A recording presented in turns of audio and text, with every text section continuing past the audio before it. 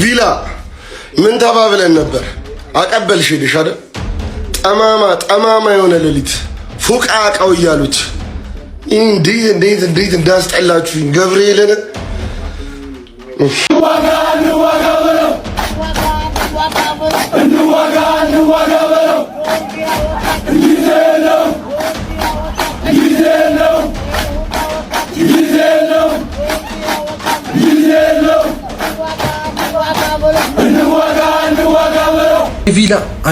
አይቪላ አረ በመቤቴ በቀን ሲያስብሏችሁ ያድራሉ። በእግዚአብሔር እኔ ደግሞ ከማይስተር ተጫዋቾች እናንተ ናችሁ እረ ያረጋችሁኝ። ደግሞ አራት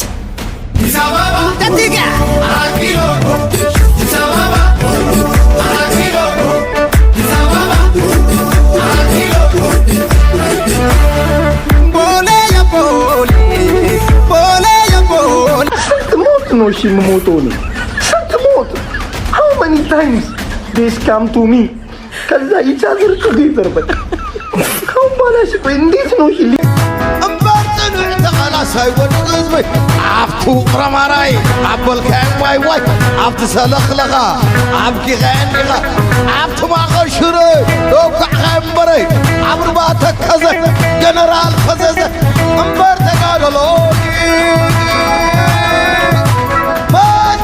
سريخان مسمر عدل كارلو من فرق لكاي عشاو كان غلوط ጋይስ በቁም ነገር ይሄን ክለብ ማለት ነው የሚያስቆመው ኃይል ከሌላ ፕላኔት እናፈላለው ሳይሻላል በተለይ ማለት ነው በተለይ ይሄ ልጅ ሲኖር ቢስሚላ ኦን ታርጌት ላግኝሽ ማታ ላግኝሽ ማታ ማታ ላግኝሽ ማታ ላግኝሽ ማታ ሌሊ ማታ ሊያጅ ለገናሽ አስቸግሮ የነበረው ቪላ በመጨረሻም ለመድፉ እጅ ሰጥቷል። ዩናይትድ ደግሞ እንደተለመደው እንደዛው ተቀጥሏል ለአንድ ሰዓት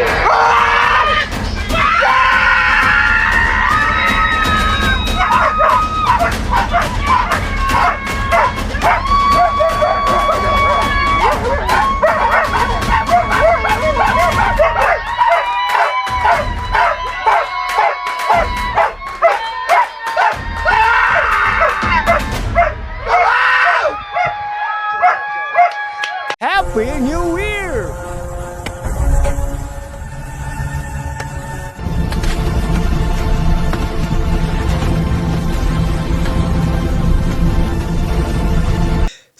ሰላም ቤተሰቦች እንደምናላችሁልኝ ዛሬም እንደወትሮ እንግዲህ እናንተን ያስተምራሉ ቁም ነገር ያስጨብጣሉ እንዲሁም ደግሞ ያዝናናሉ ብያሰብኳቸውን የተለያዩ ቪዲዮዎችን ሰብሰብ አድርጌ ብቅ ብዬላችኋለሁ። እንግዲህ እንደወትሮ እናንተም ደግሞ ላይክ ሼር እና ሰብስክራይብ በማድረግ እንዲሁም ሐሳብ አስተያየቶቻችሁን በሐሳብ መስጫው በኩል በማስፈር ከጎኔ እንድትሆኑ እየጠየቅኩኝ እንግዲህ ቪዲዮዎቻችንን እንጀምራለን። አብራችሁን ቆዩ። አሪፍ ጊዜ እናሳልፋለን።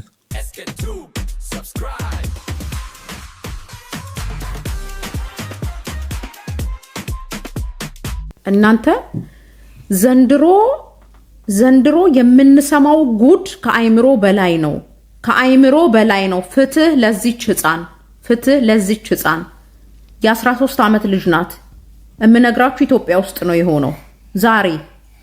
ዛሬ ከአንድ ሰዓት ከሁለት ሰዓት በፊት ነው። ጉርሻ ፔጅ ላይ ተፖስቷል። ገብታችሁ ማየት ትችላላችሁ። ቪዲዮዎችም አሏት። የ13 ዓመት ህፃን ናት። ቤት ውስጥ በረዳትነት ተቀጥራ አሰሪዋ ቢላ እያጋለች ፊቷን በጋለ ቢላ ተለተለቻት። ቪዲዮ ላይ እንዳየሁት ሰውነቷ ሁሉ ተደብድባ በጣም ቆሳስላለች። በአሁን ሰዓት ሴትዮዋ በቁጥጥር ስር ውላለች። እኔ መጠየቅ የምፈልገው የሚመለከተው አካል የማያጓድ አማርኛውም ጠፋብኝ ጋይስ፣ አማርኛውም ጠፋብኝ። ትክክለኛ የሆነ ፍርድ ቅጣት መቀጣት አለባት። ደግሞ ሴትዮዋ ፎቶን ሳይው ነፍሰ ጡር ናት። በስመ አብ ወወልድ ወመንፈስ ቅዱስ። ምን አይነት ጭካኔ ምን አይነት አረመኔነት ነው? ወይኔ እጅሽን በሰበረው ፈጣሪ። እኔ ምንም ማለት ፍርዱ የፈጣሪ ነው። ፍትህ ለዚች ህፃን ዛሬ ተይዛለች ነገ ተለቃለች እንዳንሰማ። ፍትህ ለዚች ህፃን፣ ፍትህ ለዚች ህፃን። ተመልካቾቼ እንግዲህ እንደሰማችሁት ነው። እንግዲህ አሁን የምንሰማቸው የተለያዩ ጥቃቶች እንግዲህ በርከት እያሉ ነው ያሉት። እኚህ ጥቃቶች እንግዲህ በወንዶች ብቻም አይደለም የሚደረጉት በሴቶችም ጭምር ነው። ይህንን ጥቃት እንግዲህ ወንድ ልጅ አድርጎት ቢሆን ኖሮ በአሁን ሰዓት ላይ እጅግ በጣም ሰፋ ያለ ዘመቻ እንሰማ ነበር። አሁን ወንድ ሴት መሆን ሳይሆን ዋናው ነገር ትክክል ያልሆነ ነገር ትክክል አይደለም፣ ትክክል የሆነ ነገር ደግሞ ትክክል ነው። ይህ በምንም አይነት መስፈርት ውስጥ ትክክል ሊሆን አይችልም። በምንም አይነት መስፈርት ውስጥ ቢመዘን ትክክል ሊሆን አይችልም። ስለዚህም ድርጊቱን ማንም አደረገው ማንም ትክክል ያልሆነ ነገር ሁላችንም በአንድነት መቃወም አለብን። ይህች ልጅ እንግዲህ የጻን ልጅ ብዙ ተስፋ ያላት ከነገ የተሻለ ህይወት ከፊቷ የሚጠብቃት ብዙ ያላየች ልጅ ናት። በዚህ መልኩ በደል ደርሶባት ስናይ ደግሞ ሁላችንም ከጎኗ ቆመን እንግዲህ መቆም አብረናት መሆን አለብን። ይሄ በጣም እጅጉን የሚያስነውር ነገር ነው። እጅጉን በጣም የሚያስነውር ነገር ነው። የሀገር ቤት ሰው እኮ 1 ሰዓት ሙሉ ስለ ስደት ህይወታችሁ ነግራችሁ ስልቅጥ አድርጎ ከሰማ በኋላ ምን እባክህ እኮ ቢዝነስ ለመጀመር አስቤ ሳንቲም አጠረኝ ትንፋሽ ይቀር። እሺ እንግዲህ ብልጽግና ተቀላቀል ተብዬ ታዝዣለሁ ከፈጣሪ። እሺ ብያለሁ። የአምላክ ትእዛዝ ከሆነ ብዬ የአምላክ ካዘዘኝ ምንም ነገር ስለምታዘዝ ከዚህ በኋላ ወደ ብልጽግና ገብቻለሁ። ያጠፋሁት ነገር በማወቅም ባለማወቅም ካለ ይቅርታ ጠይቃለሁ። ብልጽግናዎችን የምደግፋቸውና የማልደግፋቸው ነገሮች አሉ፣ እንደሚስተካከሉ ተስፋ አደርጋለሁ። እንግዲህ አብይን ካሁን በፊት ፍቅር ሲዝም በለው በለኝ ያለኝ ራሱ በህልሜ እሱ እንደሆነ ነግሬያቸዋለሁ። እውነት ነውና ጥሩ የህልም ቁርኝት ራሱ ነበረኝ ከሱ ጋርና በአንዳንድ ነገሮች ቅር ብሎኝ የወጣሁት። የፍቅር አምላክ ይባርካችሁ ቅዱሳን መናፍስቶቹ በእናንተ ላይ ሆነ።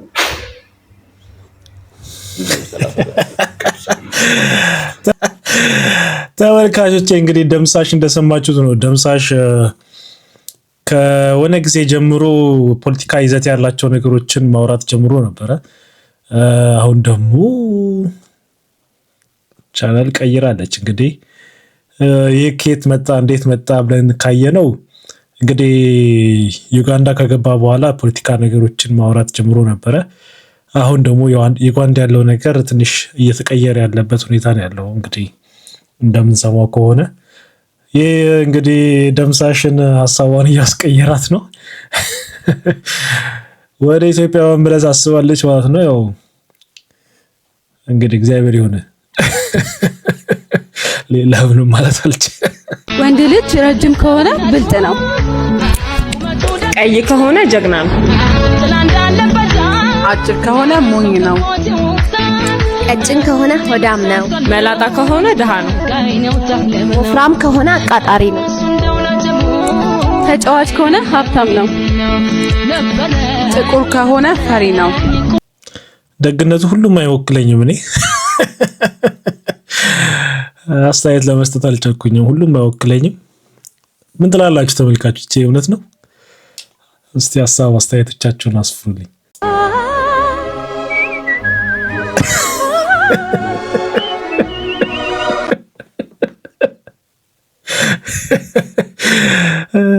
እኔ ድሮ ገንዘብ ብቻ ማይበረክት ይመስለኝ ነበረ። አሁን ቀንም አይበረክትም። ቀኑ መበረከትቷል ነው የምላችሁ እንዴ። ቃላነሳ ሰኞ ዕለት ጎንበስ ብዬ ቀና ስል ዓርብ ሆኗል እንዴ። ማክሰኞ፣ ሮብ፣ ሐሙስ የት እንደ አላቃቸው ማንነታቸውን አላቅም እንዴ። ትንሽ ጎንበስ ብዬ በቆየማ አንቺስ እንደውም ይሻላል። ያንቺ እኮ ምንድን ነው የሚበራው ቀን? እኔ ገና ወሩ ገባ ሳለ ለአመቱን ቀይሯል። እኔ ከፋ ነው ከአንቺ ባሰ አለ። ሄሎ ራይድ፣ ጤና ይስጥልኝ። እባክዎት መነሻዎትን ይንገር። መነሻ የካባዶ መረሻ ደግሞ ቦሌ ኤርፖርት።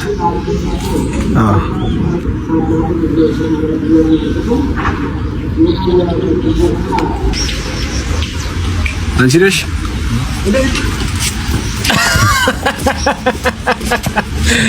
ነዳጅ የለም ማያ አስጀምሬልሻል ወደ ድሯችን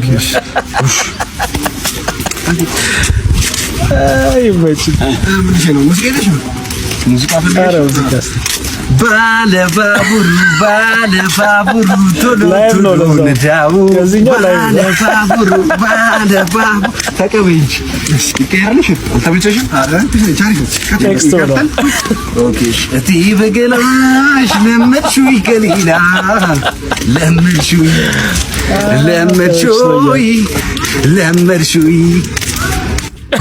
ትክክለኛ በጣም ደስ ይላል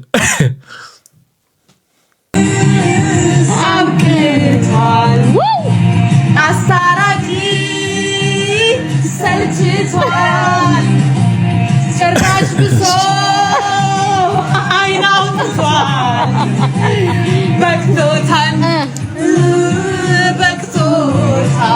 አይዞሽ በቅቶታል አይዞሽ ተንፌ እሽኮ ነበር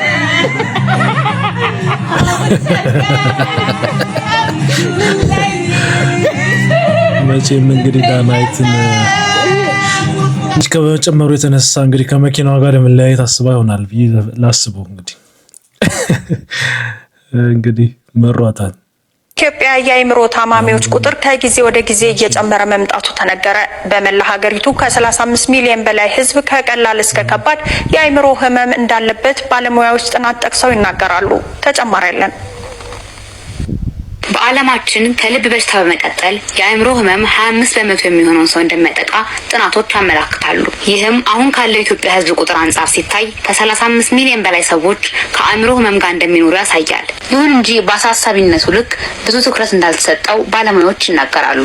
የኢትዮጵያ አእምሮ ጤናዎች ማህበር ፕሬዝዳንትና በአማኑኤል አእምሮ ስፔሻላይዝድ ሆስፒታል የምርምርና ስልጠና ክፍል ዳይሬክተር የሆኑት አቶ ዘገየ ዮሐንስ የህመሙ ተጠቂዎች ቁጥር ከጊዜ ወደ ጊዜ እየጨመረ መምጣቱን ተናግረዋል። ባለሙያው አክለው በአማኑኤል አእምሮ ስፔሻላይዝድ ሆስፒታል ብቻ በአመት 150 ሺህ ሰው የአእምሮ ህክምና እንደሚያደርግ ተናግረዋል። የአእምሮ ህመም የአንድን ሰው ስሜታዊ፣ ስነልቦናዊና ማህበራዊ ደህንነትን የሚነኩ የተለያዩ ሁኔታዎችን የሚያጠቃልል ሲሆን እነዚህ እክሎች የዕለት ተዕለት እንቅስቃሴ ሊያውኩ ይችላሉ።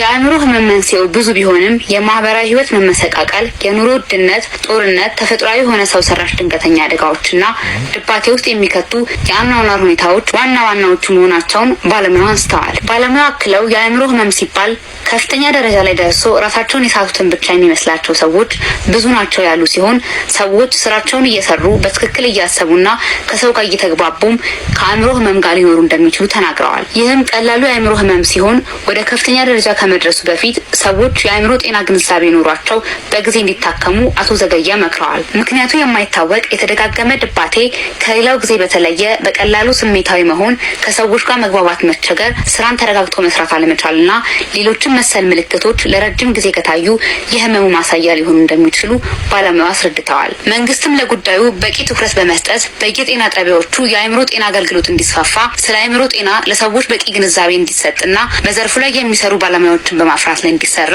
አቶ ዘገዩ ዮሐንስ መክረዋል። እንደሰማችሁት ነው እንግዲህ ከፍተኛ በሁኔታ ኢትዮጵያ ውስጥ የአእምሮ ህመም እያሻቀበ ነው ያለውና ግን እንደዚህ መታከም አለበት ካሉ እንግዲህ ፋሲሊቲው አለው ወይ ነው። ኢትዮጵያ ውስጥ በቂ ፋሲሊቲ አለ? አንድ ሆስፒታል ነው የማውቀው እንግዲህ ካልተሳሳትኩ በስተቀር አማኑኤልን ብቻ ነው የማውቀው።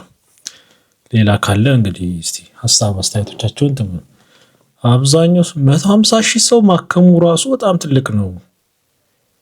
150 ሺህ ሰው ከዛም በላይ እንደሚሆን እንግዲህ እግዚአብሔር ይሁነን። የድሮ ጊዜን መናፈቅ እየመጣ ነው። ያውን ማየ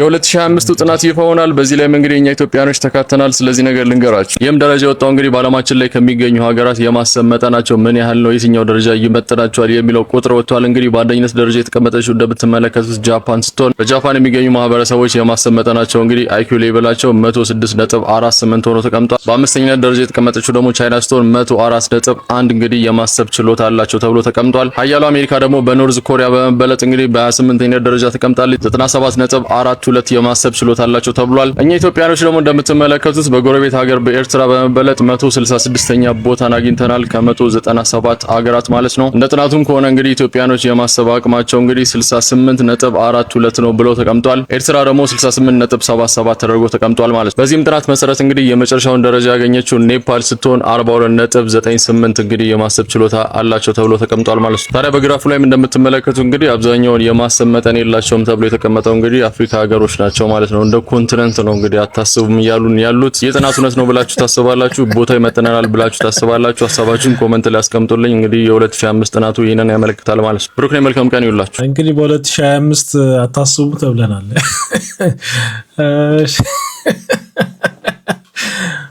ያው እንግዲህ ምንም ማድረግ አይቻልም። ጥናቱ ምን ያህል ዲፔንደብል ነው የሚለው ራሱ ጥያቄ ነው እንግዲህ። I hear you, but I'm telling you, this is the land of my people. Minnesota was promised to us 3,000 years ago. My ancestors have been here for generations. In fact, hold on, I'll show you a picture. So, this right here is a picture of my great-great-great-grandfather, Farah Ismail Abdullahi Jibril Agmadige, having tea with the Native American chief of the Dakota tribe right next to Lake Minnetonka. And this is right here. This is him fighting alongside the natives in 1816. That's so halgamay bitrabtanna halaktan. እንግዲህ ተመልካቾቼ ሰምታችኋል ብዬ አስባለሁኝ። ዲሴምበር መጨረሻ ላይ እንግዲህ በአሜሪካ ሚኒሶታ ግዛት ውስጥ ትልቅ ሰበር ዜና ተሰምቷል። የሶማሌ ተወላጅ የሆኑ ሰዎች እንግዲህ ከፍተኛ የሆነ ፍራውድ ውስጥ ገብተው እንግዲህ ታውቆባቸዋል። ከዛም ትልቅ ሾው ሆኗል አሁን ላይ በአሜሪካ ውስጥ። እንግዲህ ትራምፕ ከኢልሃም ጋራ ያለበት ኢሹ አለ።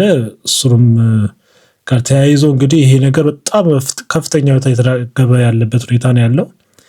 ሆኖም ግን እነሱ ደግሞ ይሄን ድርጊት እንደማውገዝ ትክክል ያልሆነ ነገር ትክክል አይደለም ብሎ እንደማውገዝ የግለሰቦች ድርጊት ነው ብሎ እንደማለት ይልቅ ይሄን ችግሩን ትተው እየወጡ ያሉት ነገር እንትን ነው። ጭራሽ አሁን እንግዲህ እንደሰማችኋት የሚኒሶታ የኛ ሀገር ናት፣ ቃል የተገባችልን ሀገር ናት እያለች ጭራሽ CNN ላይ ቀርባ ነው እንግዲህ ችርች። ከሱም ባለፈ ደግሞ የተለያዩ ቪዲዮዎችን እየሰሩ ወጣቱ ክፍል በተለይ ያው የቲኔጀር ነገር ሆኖ ሊሆን ይችላል፣ ግን ወጣቱ ክፍል በጣም ፕሮቮክ የሚያደርጉ የተለያዩ ቪዲዮዎችን እየሰሩ ነው ያሉት እና በጣም አንዳንዶቹ ያናዳሉ። እውነት ለመናገር ስህተት የሆነ ነገር ስህተት ነው፣ ይሄ እኛን አይወክልም፣ የእኛን ሰዎች አይወክልም እና ይሄ ትክክል አይደለም የግለሰቦች ድርጊት ነው ብሎ ማለት ሲኖርባቸው ግን ድርጊቱን እንግዲህ ስሙትና እናወራበት። ይሄ ልጅ እንግዲህ ዩቲዩበር ነው። ይህም በጣም ከፍተኛ ሁኔታ እንግዲህ ይህን ያጋለጠው ዩቲዩበር ልጅ ነው። ዩቲዩበሩ እንግዲህ ኖርማል የሚታወቀው ዩቲዩበሩ በተለያዩ እንደዚህ አይነት ድርጊቶች የማጭበርበር ድርጊቶችን የተለያዩ ሀገሮች ውስጥ እየዞረ ማጋለጥ ስራ ነው።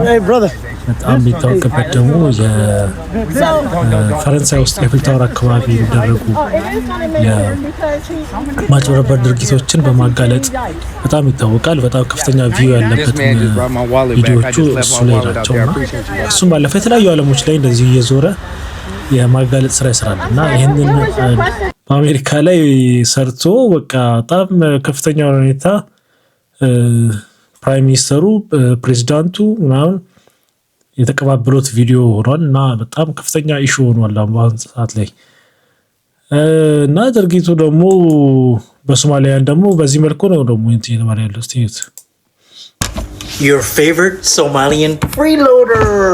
Hey, thank you for your tax dollar. I'm eating really good.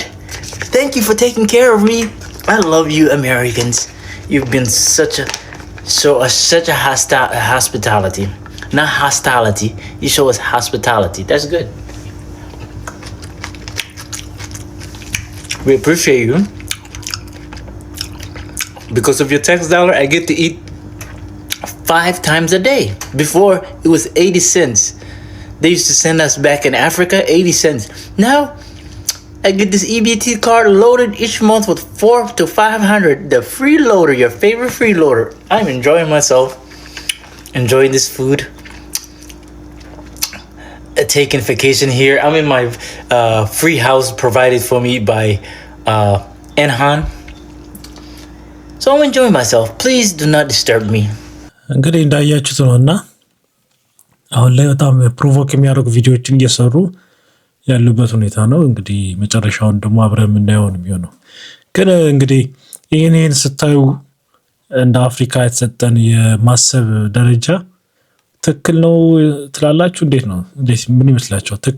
ትክክል ነው አትሉ? አንዳንዴ እንዴት እያሰብን ነው ብለው ማየቱ ግራ የሚያጋባ ነገር ይመስለኛል። እዚህ ጋር የመረጃዎቹ ትክክለኝነት በራሱ የሚያጠያይቅ ቢሆንም ግን እንደዚህ አይነት ነገሮች ስታዩ ትክክል ነው እንዴ ብላችሁ ትላላችሁና ያሳፍራሉ ብቻ። ዛሬ በሀገራችን አንድ ታሪክ ተሰምቷል። ይህንን ቪዲዮ ሁላችሁም እንኳን ደስ ያላችሁ እያላችሁ ተከታተሉትም።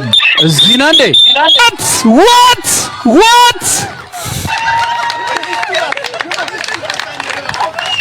ኢቱልቶሲ ዋው what an incredible moment. ሀገራችን እንደነዚህ አይነት ባለትዳር እድለኞች ታይቶ አይታወቅም። በአንድ ቀን 2 መኪና፣ ባል 1 መኪና፣ ሚስት 1 መኪና እድለኛ መሆናቸው አሁን ላይ እጅግ መነጋገሪያ ሆኗል።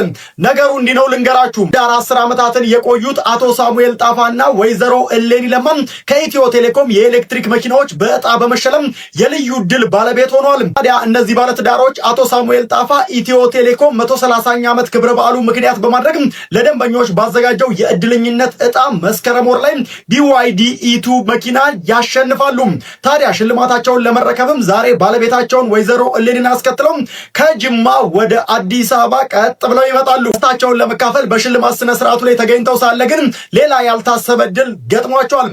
በዕለቱ ለሌሎች 6 መኪኖች ዕጣ እየወጣ የነበረ ሲሆን በአዳራሽ ውስጥ ተገኝተው የነበሩት ባለቤታቸው ወይዘሮ እሌኒ ለማ የID4 የኤሌክትሪክ መኪና ተሸላሚ መሆናቸውን እዚያው በስልክ ተደውሎ ተነግሯቸዋል።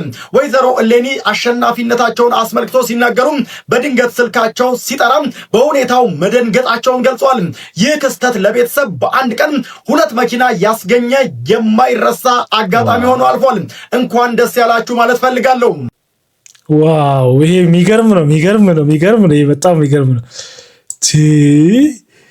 ጂሰስ በቃ እግዚአብሔር ሲባርካችሁ እንደዚህ ነው። በቃ እንጃ አሩ ነው። ባልም ሚስትም ሁለቱም ለቤተሰብ 2 መኪና አቴት ላይ ዋት ይቻላል እንዴ? አረ መባረክ በስማ እንዴት ደስ ይላል። እግዚአብሔር እንኳን ደስ አላችሁ። እግዚአብሔር በጣም ደስ የሚል እንትን ነው። ደግሞ የሚስትየው ነው ደግሞ የሚገርመው። በቃ ባሏን እንትን ብላ ባሏ የሚሸለምበት ቀን መጣ፣ እሷም ደርሷት እድለኛ። ይሄ ከመባረክ በላይ ነው። እግዚአብሔር ሲባርካችሁ ለሁሉም ጊዜ ያለው እንግዲህ at the end of the day የገዳ አባቶችም ወንዶች ናቸው፣ ሀገር ሽማግሌዎችም ወንዶች ናቸው፣ ሃይማኖት መሪዎችም ወንዶች ናቸው። አጥቂ ጎን ነው የሚቆሙት። እነሱ ራሳቸው አጥቂ ናቸው። አንዱ ዓለም ቀነኒን ላይገላት ይችላል። አንድ ላይ በሆኑ ሰዓት ግን ደብድቧታል። አይኗ እስኪደፈርስ ድረስ በደም ሰውነቷ ብሩዝ እስኪያደርግ ድረስ እስኪበልዝ ድረስ ደብድቧታል፣ አቢዩዝ አድርጓታል። ራሷን ብታጠፋ ራሱ ያ እውነት ቢሆን ራሱ ማለት ነው እጁ አለበት። ይቅርታ የማያስፈልጋቸው ጥፋቶች አሉ። ይሄ ደግሞ አንዱ ነው። ስፔሻሊ በአሁን ሰዓት ኮረና ያቺን ልጅ ከአንገቷ በታች ፓራላይዝ እስክትሆን ድረስ ያስገረፏት የሀገር አባቶች የሀገር ሽማግሌዎች ናቸው። ባለባበስ ሴቶችን በየመንገዱ እየገረፉ አቢዩዝ እያደረጉ አሳልት እያደረጉ ያሉት የሀገር አባቶች የሀገር ሽማግሌዎች ናቸው። አሁን ደግሞ የሴትን አጥቂ ባርከው ወደ ስራ እንዲመለስ ይቅር እንዲባልለት እያመቻቹ ያሉት የገዳ አባቶች ናቸው። at the end of the day እነዚህ ሰዎች በሙሉ ወንዶች ናቸው። ለዚህ ነው የሀገር ሽማግሌዎችን አትንኪ፣ የሃይማኖት መሪዎችን አትንኪ ምናምን ስትሉኝ የምታስቁት። ሰው ናቸው እነዚህ ሰዎች፣ ወንዶች ናቸው at the end of the day። እሺ ጆርዲ እንግዲህ የተለመደ ንግግሯን ሀስቲ ጀነራላይዜሽን ጀምራለች። እንግዲህ እኔ አሁን የአባገዳዎች የወሰኑት ነገር ያደረጉት ነገር ትክክል ነው አይደለም የሚለውን ብዙም መናገር አልፈልግም እዚህ ጉዳይ ላይ፣ ምክንያቱም ዲቴል ነገሩን አላቅም። ዲቴል ነገሩን ቀርቤ ማወቅ ያስፈልገኛል። ምን ተወያዩ፣ ቦታው ላይ ምን ነበረ፣ እንዴት ነበረ የሚለውን ነገር በቅርበት ማወቅ ይኖርብኛል እና እንደዚህ ብሎ ለመናገር በቅርበት ሁሉንም መረጃ ማግኘት ያስፈልጋልና ምንም በሌለውበት ነገር አስተያየት መስጠት ከባድ ነው። ሆኖም ግን ሁሉም ወንዶች ናቸው። አዎ ሁሉም ወንዶች ናቸው እንዴ! እና እንዴ ወንዶች ሆኖ ማለት ሁሉም ወንድ ተመሳሳይ ነው ማለት ነው? እንዴት ነው እሱ? እንዴት ነው የምታስቢው? አልገባኝም እኔ። ሁሉም ወንድ ተመሳሳይ ነው? ሁሉም ሴት ተመሳሳይ ነው? ሁሉም ወንድስ ተመሳሳይ ነው? አንድ ጀነራላይዝ ማድረግ እንዴት ነው እሱ? አይከብድም? እንግዲህ አሁን ለእሷ ፍርድ እንዲሰጥ ቆመው ያሉት አባቷ መቼም እሳቸውም ወንድ ናቸው አይደለ? እና ይሄስ እንዴት አየሽው? ሁሉም ወንድ አንድ ነው ብለሽ ካሰብሽ ይህንንስ እንዴት አየሽው? ስለሷ ሲሟገቱ የነበሩ ብዙ ወንዶችን እንኳን እኔ ያውቃለሁኝ። ብዙ ሲሉ የነበሩ፣ ብዙ ሀሳብ ሲሰጡ የነበሩ። እንግዲህ ይሄ ትክክል አይመስለኝም። እንግዲህ ዛሬ ደግሞ ወንድሟ የአንዱዓለም ጎሳን ንግግር ተከትሎ አንዱዓለም ጎሳ ይህ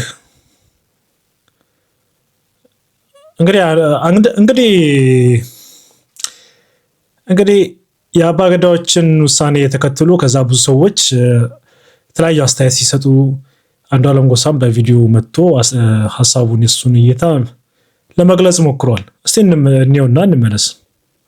አብዛኞቻችሁ በአማርኛ ተርጉምልን፣ በአማርኛ ንገረን ስትሉኝ ነበር። ያን ዕለት ምሽት ምንድነው የተፈጠረው? ከአንዱዓለም ጎሳ አንደበት እንስማው። ያን ዕለት አብረን ነበርን የዋልነው። ለልደቷ ፎቶ የምትነሳበት ቦታም እኔ ነበርኩ ያደረስኳት። ከዛ ስትወጪ ደውዪልኝ ብያት ልጆች ላገኝ ሄድኩ። ማታ በሰላም አብረን ነበርን። አሪፍ ጊዜ እያሳለፍን ነበር። ለወንድሟም ስትደውል ነበር። ከዛ ስለ ውሎ ስጠይቃት ድንገት አንተ እኔን የማመን ችግር አለብህ ብላ ከተኛችበት ተነስታ ሄደች። ከዛ ስትቆይብኝ ተጠራጥሬ ሄድኩኝ። ሌሎች ክፍሎች ውስጥ የለችም። ኪችን ውስጥ ቼክ ሳረግ ቁልፍ ነው። የሆነ ነገር ላይ ቆሜ ሳያት ልብስ የምናጥብበት ማሽን አጠገብ ተደግፋ በጆግ ላርጎ ሳሙና ስትጠጣ ነበር። ምን ሆነች ነው ብዬ ከዛ ዘልዬ ገብቼ ከዚህ በፊት እንዲህ እንደማታረጊ ቃል ገብተሽልኝ ነበር። ድጋሚ እንደማታረገውም በቤተሰብ አስመክሪያት ነበር።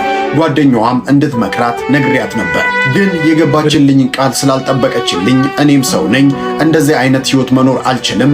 በተደጋጋሚ እንደዚህ አይነት ነገሮች እያረግሽ ስለሆነ እንደዚህ አይነት ኑሮ መኖሩን አልችልም። ነገ ቤተሰቦችሽን ጠርቼ እንለያያለን አልኳት። ጆጉን አስቀምጬ ልጆቹን እጠራለሁ ብዬ ሲሄድ እንደዛ ነው ይስፋለ ብላ ሮጣ ራሷን ወረወረች። ልደርስባት አልቻልኩም። መጮህ ብቻ ነው የቻልኩት። ጮኩ። ልጆቹ ተነሱ። የተፈጠረው ነገር ይህ ነው ሲል አንዱዓለም ጎሳ ዛሬ ወደ ሚዲያ ወጥቶ የራሱን እውነታ በዚህ መልኩ አስረድቷል። እንደሰማችሁት ነው እሱ የሰጠው ንግግር በኦሮምኛ ነውና ተተርጉሙ በዚህ መልኩ ቀርቧል።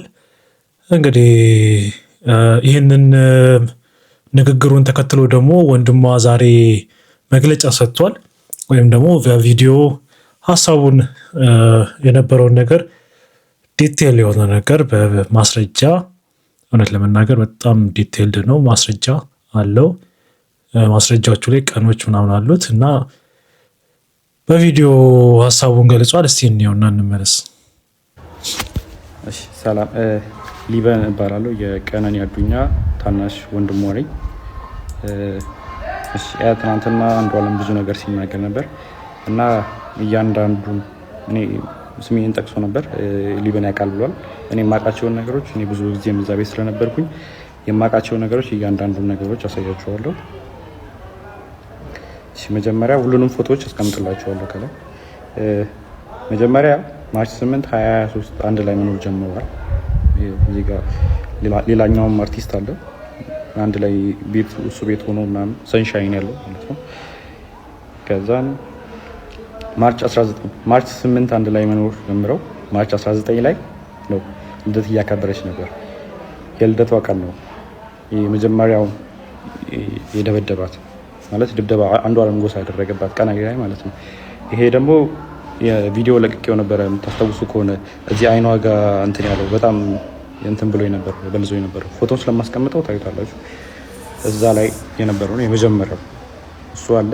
ኢቨን ከሳምንታት በኋላ ራሱ ሪከቨር አግታ ምናምን የሚያሳዩ እንትኖች አሉ። ሁሉም ከጋላሪያው ላይ ያገኘሁት ስቲል አለ። ከዛ በኋላ ደግሞ የእንትኑ አለ የኦክቶበር 14 2023 የእጇን ሰብራ የታሽጋለች። ይህም ከስልኳ ላይ ነው ያለው።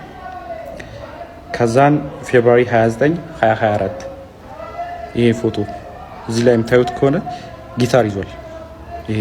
ስለዚህ ከዚህ በኋላ ይሄን ጊታር የሰበረበት ቀንና ሽጉጥ የተኮሰበት ቀን ነበር። አንድ ቀን ነው ይሄ የተፈጠረው። የዛን ቀን እኔ ነበርኩኝ ቤት ውስጥ ማለት ነው። ከዛም ጠዋት አንዷለም ያው ሌሊት አምሽቶ ነው የሚመጣው። በቃ ጠዋት ይነጋ አካባቢ ሲል ነው የሚመጣው ወደ 11 ሰዓት አካባቢ ምናምን እና ሁሌ የዛን ሰዓት ጭቅጭቅ አለ በአንዷለምና በቀነኒ በኩል ሁሌ በዛ ሰዓት ጭቅጭቅ አለ። ሁሌ ይቀያየራል። በቃ ጠዋት ሊነጋ አካባቢ ሲመጣ ሁሌ ተቀያይሮ ነው የሚመጣው። ከዛን የዛን ቀን ተኝቼ ነበረ። እኔ 1 ሰዓት አካባቢ ይሆናል ተኝቼ ነበረ። እኔ ገስት ሩም ነበር የተኛሁት። ከዛን ቀነኒ ሮጣ ገባች። እኔ ያለሁበት ክላስ ማለት ነው። ከዛን በሩ ስዘጋ የዛን ጊዜ ተነሳሁኝ። ከዛን ምንድነው አስለ ጊዜ እንትኑን ይሄ ጊታሩን ወርውሮ ሲሰብረው ነበር የዛን ቀን እንትን ኮሪደሩ ላይ። ከዛን ምንድነው ሆናሱ ጊዜ ተነሳ አንተ ለማጋት ሄዳለህ ምናምን ነገር አለችኝ። ከዛን ምን ተፈጥሮ ነው ምናምን ስላት ጊዜ ከዛን ሽጉጥ አቀባበለ አንዷለም በሩ ጋር ቆሞ ማለት ነው። ከዛን እኔ ላናገረው ሆናሱ ጊዜ ከዛን አይሆንም ይመታሃል ምናምን ብላ እሷ አይተኩስም አንተ ተረጋጋ እኔ ያናግረዋለሁ እንዳትገባ በመሃል ብላ በሩን ከፍታ ወጣች። ከዛን ሽጉጡን ፊቷ ላይ ደቀነባት። ከዛን የሆነ ፎቶ አሳያት። ይሄ ፎቶ አንቺ ነሽ አላት። እሷን ያደርለውም ማለች። ከዛን እህቱን አሳያት። መጽሐፍ ቅዱስ ይዛ በጣም ማለችለት። እኔ ያደርለውም እናቴ ትሞት ምናምን ብላ ማለችለት ቀነኒ። ከዛን አንቺ ነሽ ምናምን አላት። ከዛን ወደ እንትና ዞረ ሚጣ ጠይቃት። ሚጣ ረሷ አይደለች ምን ሆነ አንዷ ማለት ነው። ከዛን እኔን ጠይቀኝ እሷ አይደለች ብለው ጊዜ ከሷ ላይ ይዞ የነበረውን ሽጉጥ ወደ ሸተሩ አዙሮ ሸተር ላይ ተኮሰዋል። እሱንም ፎቶ ላደርግላችሁ እችላለሁ። አሁን ምናልባት ላላገኘው እችላለሁ። ካገኘሁት ግን አስቀምጥላችኋለሁ። ከዛ ቀጥሎ እያንዳንዱ ነው ማሳያችሁ። ከዛን ይሄኛው ፎቶ አለ። ይሄ ፎቶ ማለት አንዷለም ጎሳ በኢሬቻ ኮንሰርት ላስት ታይም ያደረገው ከዛ በኋላ ከተመለሰ በኋላ በሆነ ብር ምክንያት ከሌላ ሰው ጋር ተጋይቶ በሱ ሰበብ እሷን ሊደበደባት። ይሄው የፀጉሯን ማመሳሰል ትችላላችሁ። የዛን ጊዜ የነበረ ፎቶ አለ።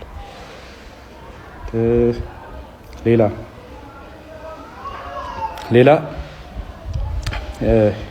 ጃንዋሪ 27 2025 ይሄ ፎቶ አለ። ይሄ ደግሞ ከመሞታ 1 ወር ከ15 ቀን ወይ 1 ወር ከምናምን ነው የሚሆነው። ጃንዋሪ 27 ማለት እሷ ማርች 11 አካባቢ ነው። ስለዚህ በጣም 1 ወር ከ15 ቀን ማለት ይቻላል። የዚህን ቀንም እኔ እዛ ቤት ነበር። ማታ መብራት የለም ነበረ። ከዛን አንድ ላይ እየተጫወትን ነበረ። እሱ ነው አብሮን ነበረ። እህቱም ነበረች። አንድ ላይ እየተጫወትን ነበረ። ከዛን 4 ሰዓት አካባቢ የሆነ የሚጠቃቀማቸው ነገሮች አሉት እሱ የራሱ የግል ሱሶች ምናምን ነገር አሉበት። ከዛን እሱ ሊጠቀም ስለፈለገ የሚጣራተኝ ወይ ምናምን ሲላ ጊዜ ከዛን ያው እኔ ፊት ማድረግ ስለደበረው ምናምን ብዬ እኔም ገብቼ ተኛው። በጣም ተኛች። ከዛን ወደ 10 ሰዓት 11 ሰዓት አካባቢ መሰለኝ በጣም ጭቅጭቅ ሰማሁ እና እኔ ሚጣ ክላስ ነበርኩ እንደው። ከዛን ከሚጣ ክላስ ወደዚህ የሚጠቀው ገስሩሙ አለ። ከገስሩሙ የሰራተኛ ከሰራተኛው ነው ሳሎን ቤት ያለው። ከዛን ጭቅጭቅ በጣም ይጨቃጨቃሉ ምናምን ነገር ስለምን እንደሆነ በደንብ አላውቅም፣ አልሰማሁትም። ግን ጭቅጭቅ የሆነ የጭቅጭቅ ድምፅ ሊሰማኝ ነበር። ከዛም ተነሳው በጭቅጭቁ። ከዛም በመሀል አልገባም ብዬ ለረጅም ሰዓት ቁጭ አልኩ። ከዛን የሆነ ሰዓት የሚወድቅ ነገር ሰማሁ። ከዛን የዛን ጊዜ ከፍቼ ስወጣ ቀጥታ በኮሪዶር ላይ የነበረው አንዷለም ነበረ። አንዷለም እንትን አለኝ ነው ቪዲዮቲቲ በመሀላችን እንዳትገባ ምናምን ብሎ እኔ መልሶኝ በሩን ቆልፎ የሚጣ ክላስ ውስጥ ነበርኩ እኔ። በሩን ቆልፎት ከዛን 5 ደቂቃ ምናምን ቆይቶ መጣና ከፈተው። ሂድና እናግራት አለኝ። ከዛን በሩ ጋር ሲሄድ ጥርሱ አካባቢ ደምቷል። ከዛን ጥርሱ አካባቢ ደምታለች። ወድቃ ዝም ብላ እያለቀሰች አይደለም፣ ዝም ብላ ቁጭ ብላ ነው። ከዛን ሚጣን ቀሰቀሳት። እዛ ሚጣና እኔ ወስደን እሷ ሚጣ ገስትሩም ለኔ ለቃልኝ ነበር የሷን ክላስ። ከዛ እሷ ገስትሩም ነበር የነበረችው። ከዛ ገስትሩም አስገባናት ከሚጣ ጋር። ከዛ በኋላ እንደዛ ሆና እኔን ስታይ ማለት እኔ እንደዛ ሆኜ እሷን ስላየኋት በጣም አለቀሰች። እኔ እንደዚህ ሆኜ እኮ ምናምን ብላ መልቀስ ጀመረች ምናምን ነገር። ከዛም በጠዋት ተነስና ሄዳለች። ከዛም ወደ 11 ሰዓት አካባቢ ይሆናል የዛን ሰዓት። ከዛን 12 ሰዓት ተኩል ያው አልተኛውም፣ ዝም ብዬ ቁጭ አልኩኝና 12 ሰዓት ተኩል ሲሆን ወጥቼ ሄድኩኝ እና ፎቶ ካያችሁት ከላይ ሰዓቱ እኔ ከሄድኩኝ በኋላ ነው የተነሳቸው እነዚህ ፎቶዎች ነው።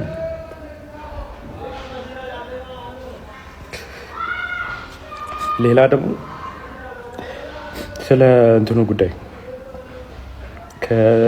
እሷ ከመሞቷ ከሳምንት በፊት የእንትን ምርመራ አግታ ነበር፣ የመካንነት ምርመራ ማለት ነው። ይሄ ያደረገችው ይኸው ፍራይዴ ማርች 7 አርብ ቀን ማለት ነው። እሷ የሞተችው ማክሰኞ ቀን መስለኝ እና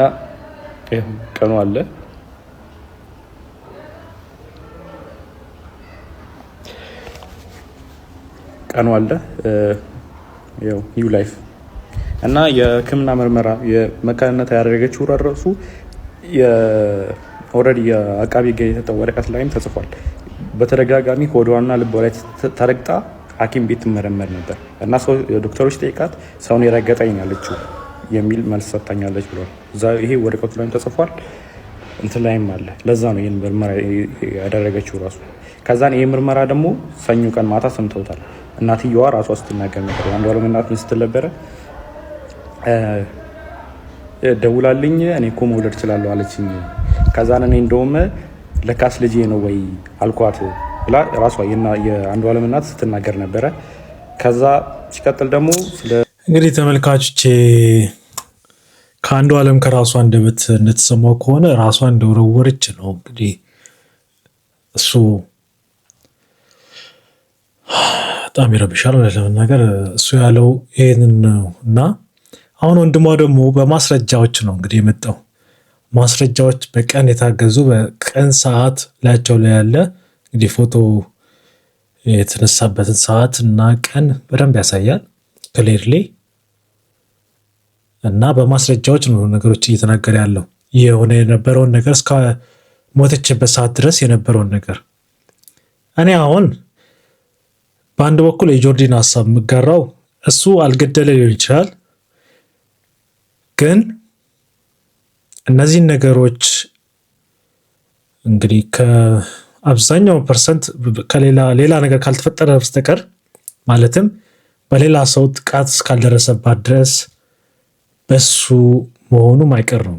እነዚህ ጥቃቶች የደረሱባት በሱ እነዚህ ጥቃቶች ደርሰውባት እንኳን ከሆነ እንግዲህ ሕግ እንዴት ያየዋል? ይህንን እነዚህ መረጃዎች ለሕግ ባለሙያዎች ቀርበዋል ወይ? ፍርድ ቤትስ ቀርበዋል ወይ? እነዚህ ነገሮች በሙሉ ታይተዋል ወይ የሚለው በደንብ መጠየቅ ያስፈልገዋል። እናን ለመናገር በጣም የሚረብሹ ናቸው።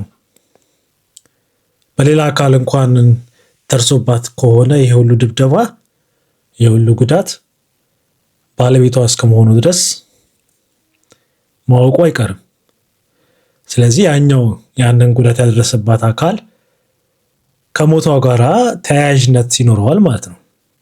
እሱ ደግሞ ካደረሰ ደግሞ ይሄንን ጉዳት ከሞቷ ጋራ ተያያዥነት እንዳለው ነው የሚያሳየው ለኔ